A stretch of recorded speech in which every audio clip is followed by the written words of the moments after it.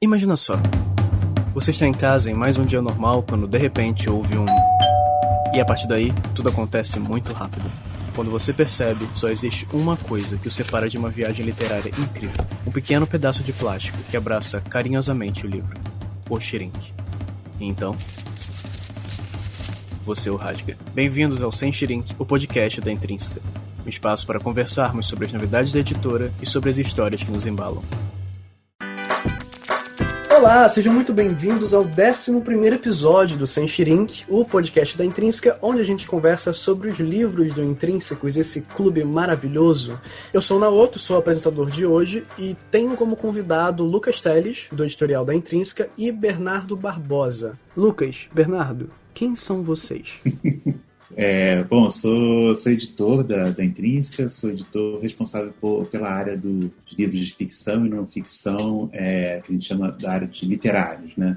Então, só para vocês terem uma ideia, enfim, pensando nos assinantes do Intrínsecos, a minha equipe, a gente editou livro da Ferrante, o Pachinko, a Casa Holandesa, enfim, são mais ou menos esses livros que a gente faz. Meu nome é Bernardo Barbosa. Eu sou jornalista, eu já trabalhei em algumas redações grandes, né, no Globo, no UOL, na CNN Brasil, mais recentemente eu estava trabalhando no Aos Fatos, e gosto muito de livros de não ficção, já colaborei com a Intrínseca algumas vezes aí com textos sobre alguns lançamentos da editora. E hoje a gente vai falar sobre A Família Mandible, de Leonard Shriver, que foi a caixa 28 do nosso clube, saiu em janeiro de 2021, e teve como brinde um pôster calendário e um planner para você se organizar, além de uma cartinha do futuro. Lucas, você pode falar pra gente rapidinho qual é a história de A Família Mandible?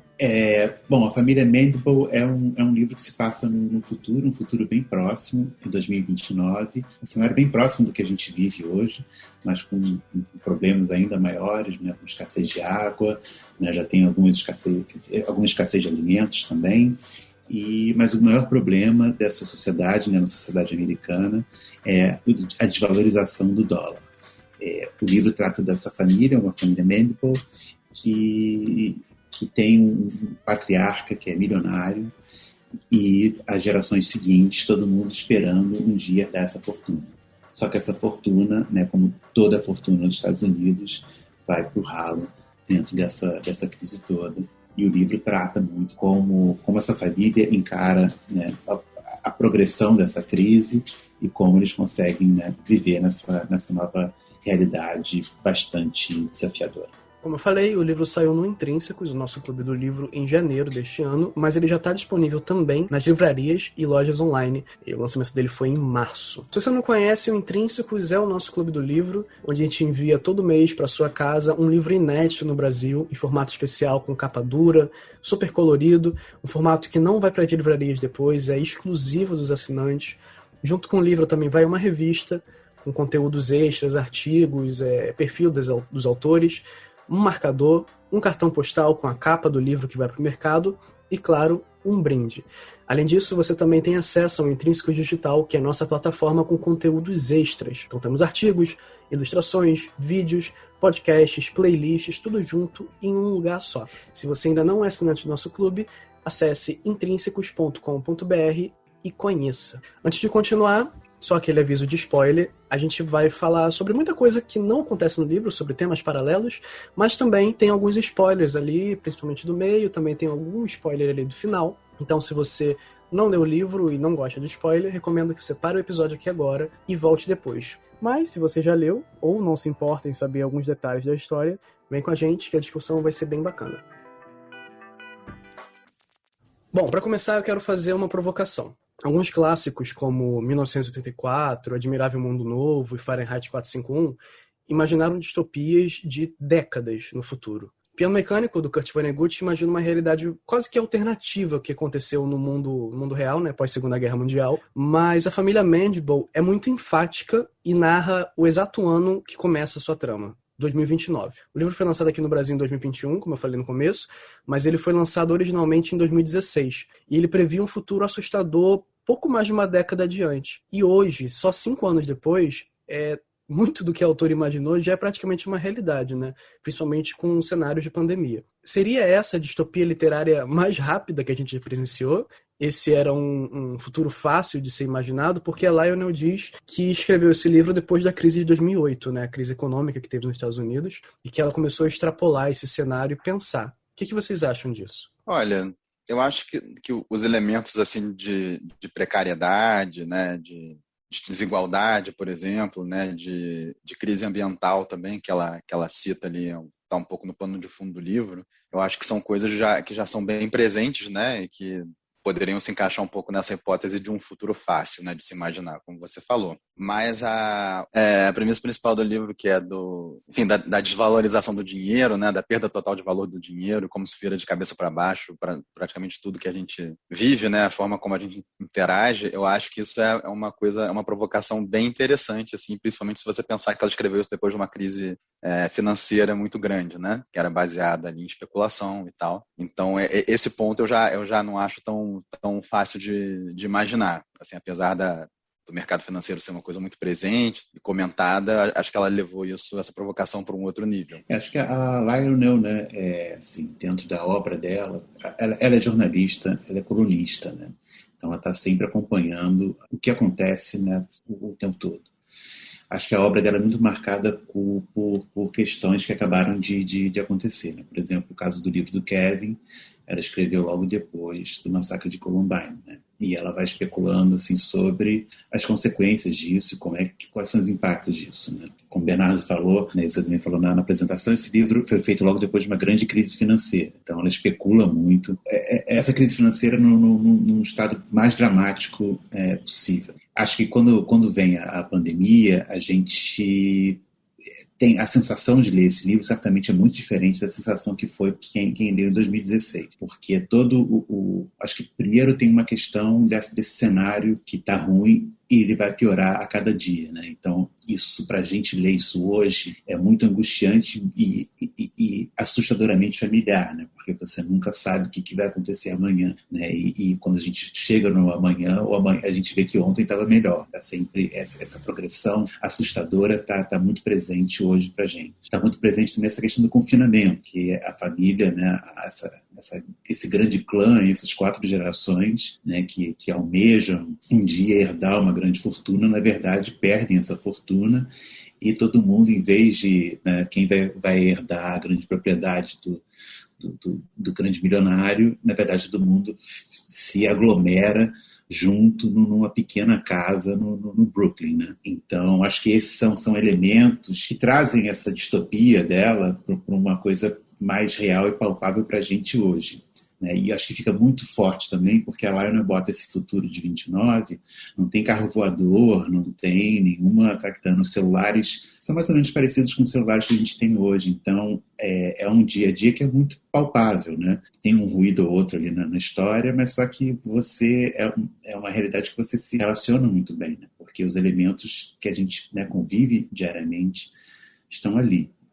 Então, acho que ela faz isso muito bem. Como o Bernardo falou, acho que ela é uma grande provocadora, né? Acho que quando ela pega esses temas, na verdade, ela tenta ir por um caminho talvez diferente e extrapolar o que as outras pessoas iriam. Por exemplo, até o Bernardo falou que a questão ambiental está presente no livro. Acho que qualquer um que fosse escrever hoje uma distopia sobre um futuro próximo iria investir bastante na questão ambiental, né? A questão ambiental está lá. Os cítricos não são mais produzidos na Flórida, o café não existe, né, por conta do impacto do meio ambiente, mas a grande aposta dela é a questão da economia e, né, acho que, né, uma crítica a uma confiança cega, né, numa economia que talvez, como ela mostra, não tem bases tão sólidas assim, e vai chegar ao extremo, né? Primeiro que tudo que é uma relação virtual vai ter que virar, né, vai virar um grande escambo e vai chegar ao extremo em que nem mais a propriedade privada,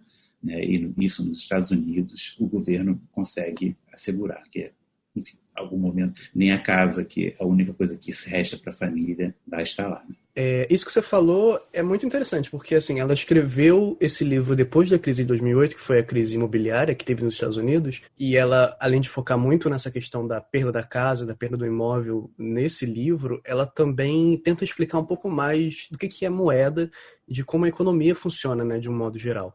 Logo no começo da história, o cunhado da Florence, o Loyal, diz o seguinte: dinheiro é uma coisa emocional. Como todo valor é subjetivo, o dinheiro vale o que as pessoas acham que ele vale. A economia está mais perto da religião que da ciência. Eu achei isso muito interessante, porque eu já tive algumas conversas com a Thalita, que é a nossa editora também, sobre essa questão de por que o dólar sobe, por que o dólar desce quando alguém fala alguma coisa. Por que ele é tão maleável, né? A gente mexe com dinheiro todo dia, a gente não vive sem ele.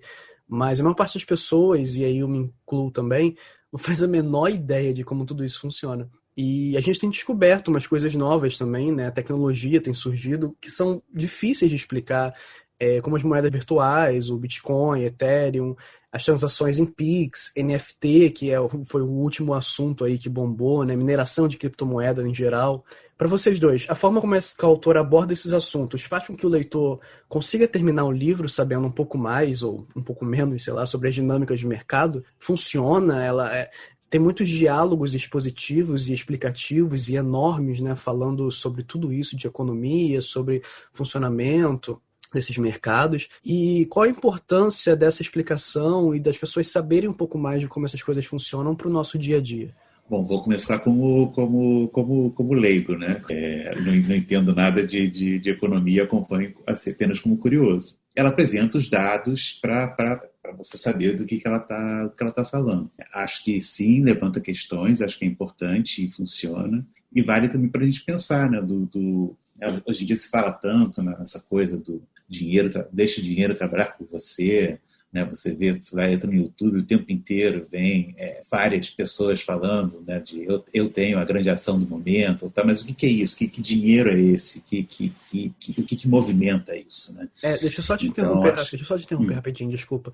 Teve agora há pouco tempo também uma alta bizarra do Bitcoin, em que o mercado inteiro, o YouTube inteiro falava que para apostar em Bitcoin, para botar uma grana no Bitcoin, e do nada teve uma queda muito bizarra também, muito rápida, e todas essas pessoas sumiram, né? Então essa coisa de ganhar dinheiro fácil, de você só investir lá e esperar que vai render 200% por dia, é uma coisa muito, muito atual também, que é muito alimentada por esses influencers, né, de economia. É muito alimentado e muito louco, né? Bitcoin é uma coisa que eu já desisti de tentar entender, não vou entender. E ainda tem a coisa bizarra que é quando eu descobri que o Bitcoin gasta energia pra caramba, né? Porque para manter as máquinas operando são, né, uma produção de calor e gasto de energia absurdo. E ele mexe em outro mercado também, que é o mercado das placas de vídeo, que assim, tá em dificuldade, as empresas têm dificuldade de conseguir produzir porque estão comprando muito rápido para minerar mais Bitcoin. Então assim, a Sony que produz o PlayStation, por exemplo, está com dificuldade de fazer PlayStation 5 porque não tem placa de vídeo no mercado, entendeu? As pessoas estão comprando a granel isso. É uma loucura, enfim. Acho que tá tudo. Acho que isso ela faz muito bem, porque eu acho que, independente se você lê o livro e entende toda a questão, eu acho que a trajetória da família, né, e até onde a história vai parar, isso vai deixando claro, né, o que mesmo que você não entender algumas partes mais econômicas do livro, isso vai deixando claro que esse é um sistema que pode não ser tão sólido assim quanto ele se vende e quanto a gente imagina. E parece assim, é uma provocação, mas como eu falei, ela não insere alienígenas para fazer essa transformação. Ela vai ser transformação com dados que estão aí. E é muito curioso também, aí, né, indo mais para frente do livro, que essa perda completa do valor do dinheiro e da propriedade, ela só começa a voltar quando você tem um sistema mais autoritário. Né? Quando eles perdem a casa, eles só vão recuperar a casa quando eles estão num sistema que todo mundo é chipado e é absolutamente controlado. Então é curioso esse caminho que ela mostra, né? Como essa coisa pode se reverter. Na verdade, eu acho que uma das provocações essa coisa pode entrar numa espiral, talvez nem chegue nesse ponto, mas talvez para você manter o que você tem hoje, você tenha que abrir ainda mais, a mão de ainda mais do que você tem de liberdade para poder garantir uma coisa privada e sua, né?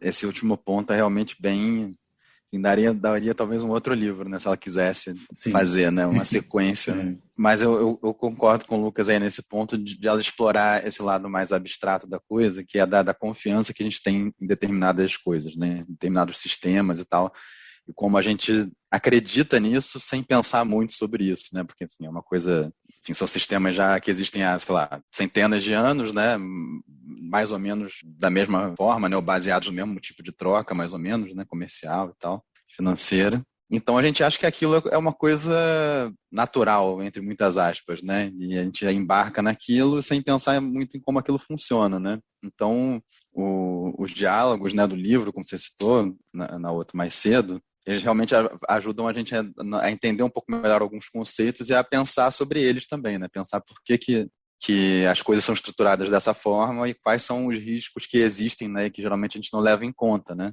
E isso se aplica totalmente também para esses outros sistemas mais novos, né?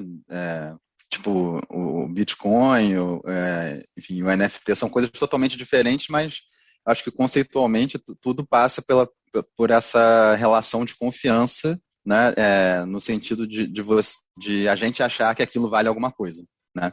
Que é a mesma relação que a gente tem com dinheiro, de alguma forma, né? E como isso pode ser abstrato a partir do momento em que, por algum motivo qualquer, como acontece no livro, isso perde valor, né? Então, é interessante pensar por esse lado também, pensar que todas essas promessas de ganhos rápidos, às vezes, que a gente vê nos anúncios do YouTube, né, como o Lucas lembrou, são uma coisa que podem ir além vamos dizer assim, do 171 tradicional, né, da pessoa tentando te enganar. Assim, é uma coisa que pode ter uma consequência, não que necessariamente essas pessoas sejam enganadoras, tá, gente? Não me processem, mas enfim, pode ser uma coisa que vai além de um pequeno prejuízo pessoal, assim, né, lá está conectado com uma questão muito maior. Enfim, essa busca pelo ganho e por você acreditar que aquilo ali vale alguma coisa, né?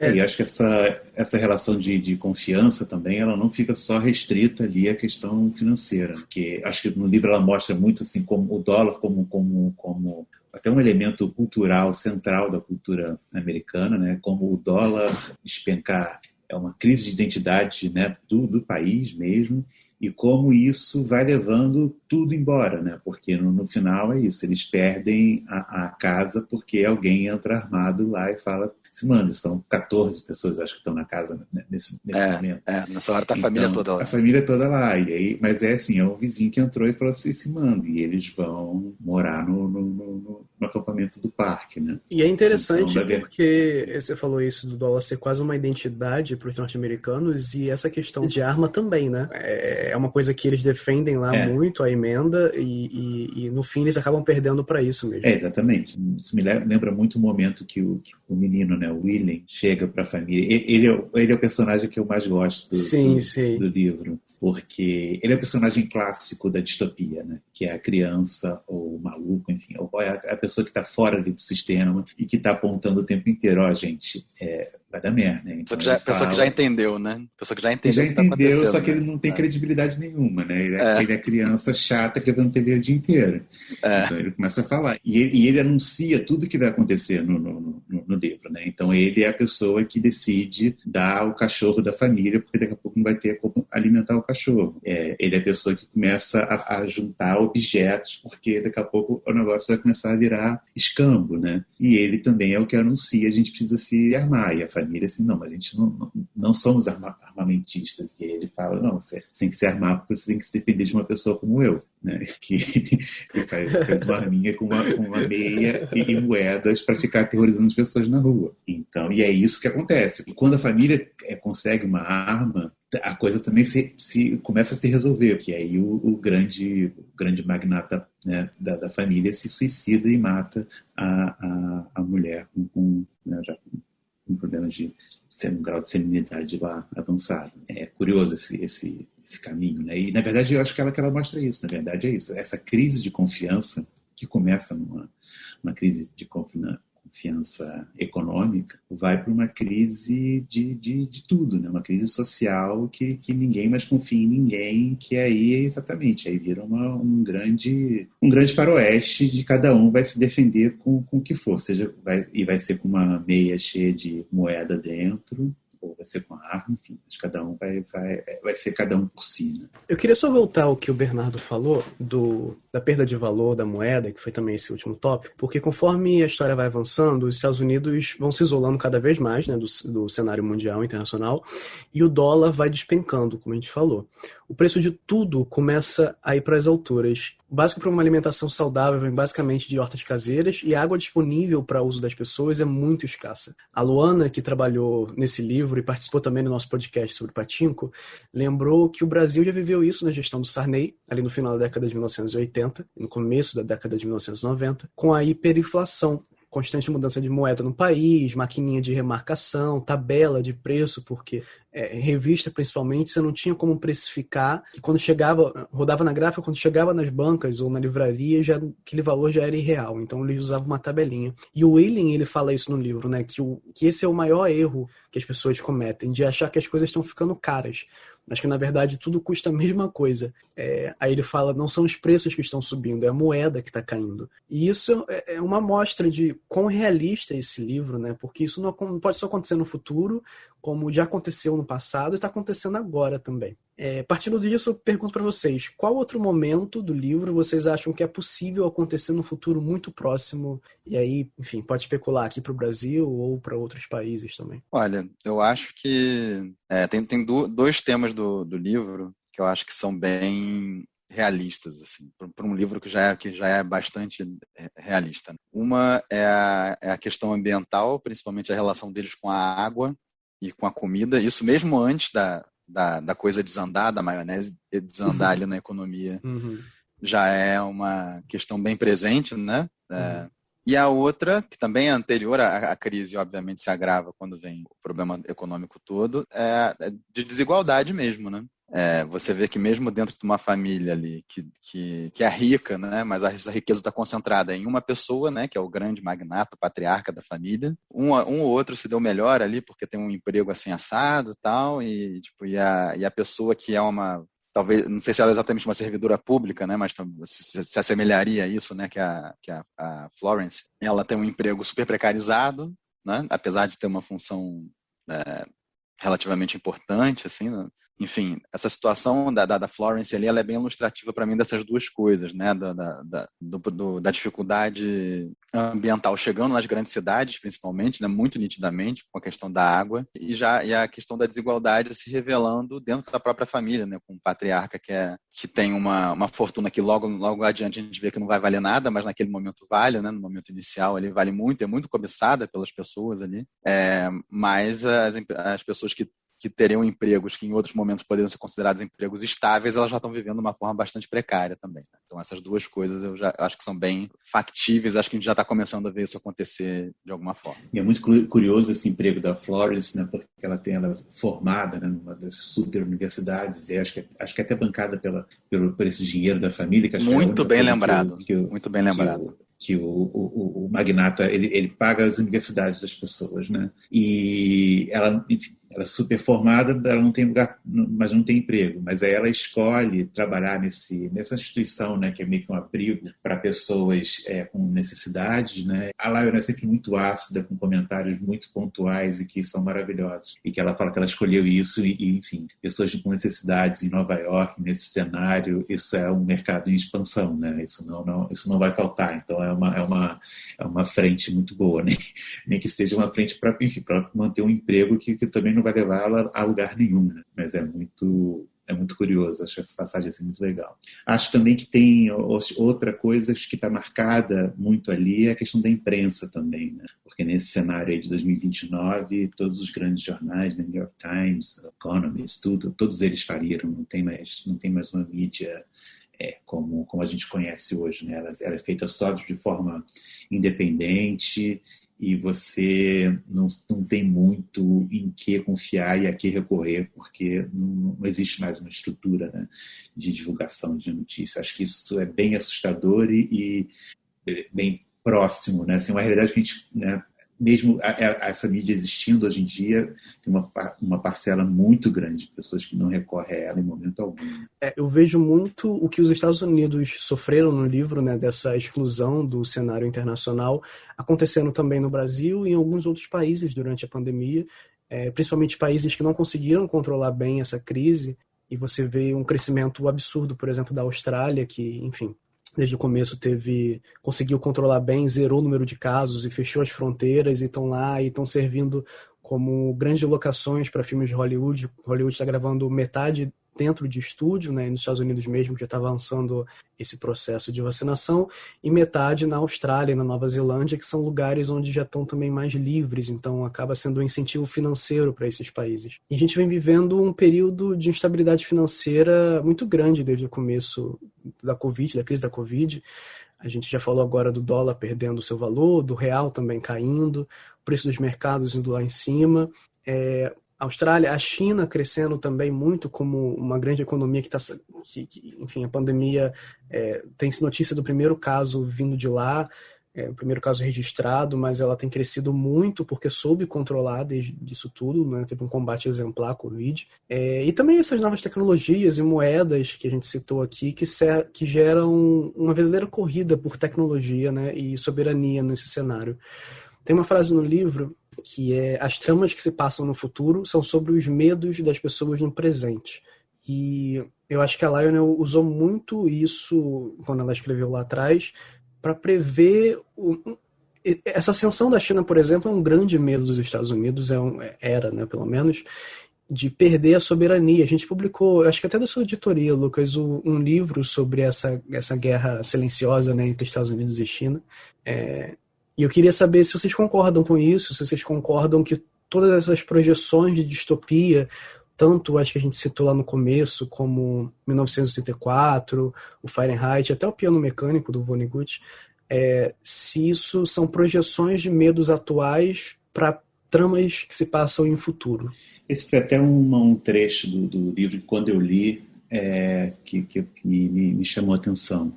Acho que isso está na parte dela de discussão mesmo dos temas, né? É um incentivo também a pensar sobre isso, né?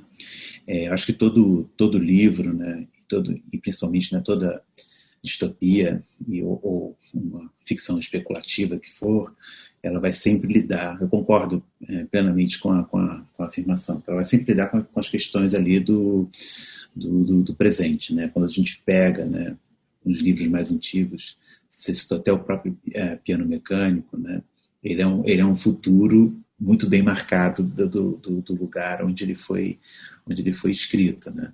São questões ali daquela época que muitos ainda são atuais, né? Mas são questões ali daquele momento.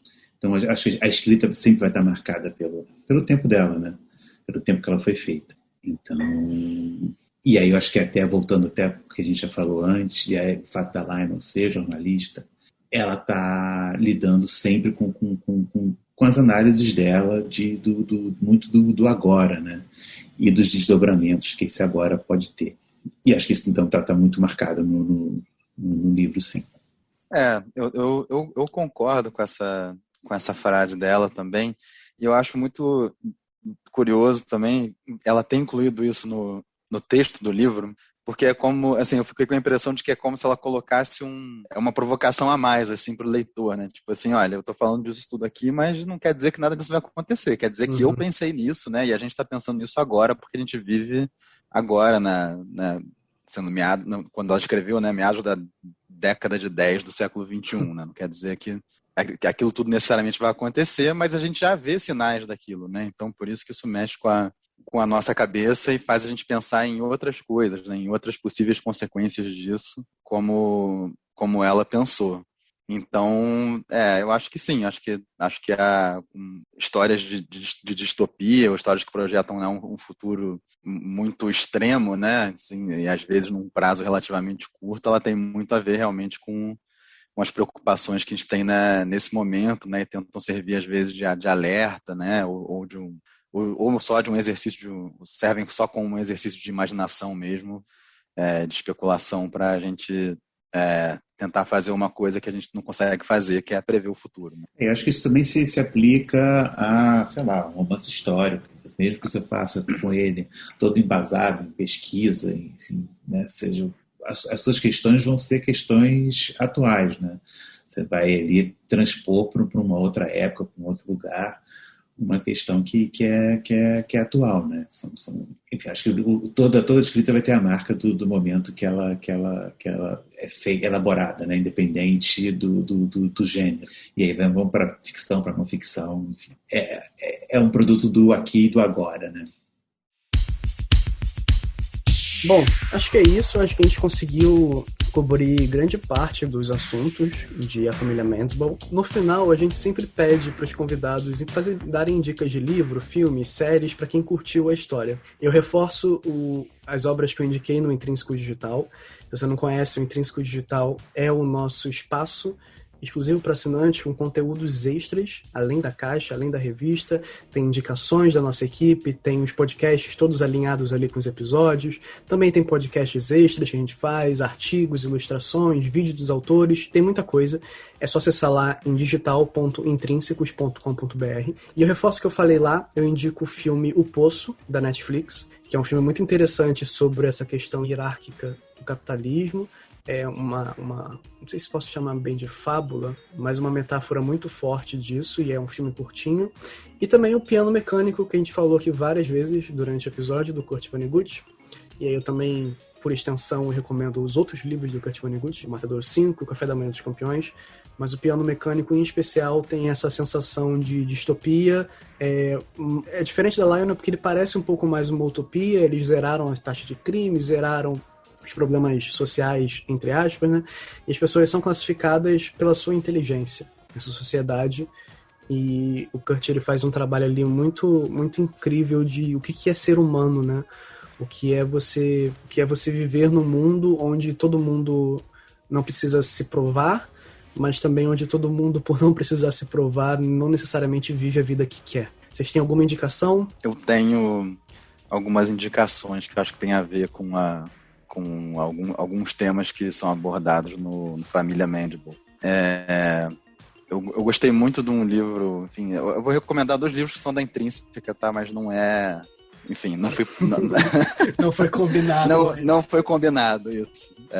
Mas é porque eu acho que tem a ver mesmo. Um é o Misbehaving, que é um livro de um prêmio Nobel de Economia, Richard Taylor, não sei se a pronúncia exata é essa, mas que ele é um estudioso de economia comportamental, né? E o livro conta, ele mesmo conta ali a trajetória de pesquisa dele, né, sobre esse assunto, e como ele passou a questionar algumas premissas da economia, né, em relação ao comportamento das pessoas em relação a dinheiro, né? Então acho que isso dialoga um pouco com essa provocação da Lionel sobre coisas que a gente acha que são estáveis e premissas que a gente aceita sem questionar muito, né? Então acho que é um livro interessante também porque ele coloca isso em xeque também, né? E o outro livro é a Sexta Extinção, de uma jornalista chamada Elizabeth Kolbert, um livro que ganhou o Pulitzer também em 2015, que fala, enfim, de como a sexta grande extinção está sendo provocada, na verdade, por nós, seres humanos, né?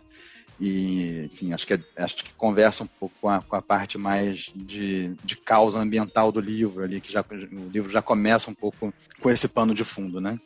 E a última dica é o do documentário Inside Job, né? O Trabalho Interno, que tem no Netflix, é um documentário que fala sobre a crise financeira de 2008 nos Estados Unidos. Acho que é interessante revisitar, acho que muita gente já viu esse documentário, mas acho que é legal rever ou ver pela primeira vez para entender um pouco o que inspirou a Lionel, talvez, a escrever um livro como esse.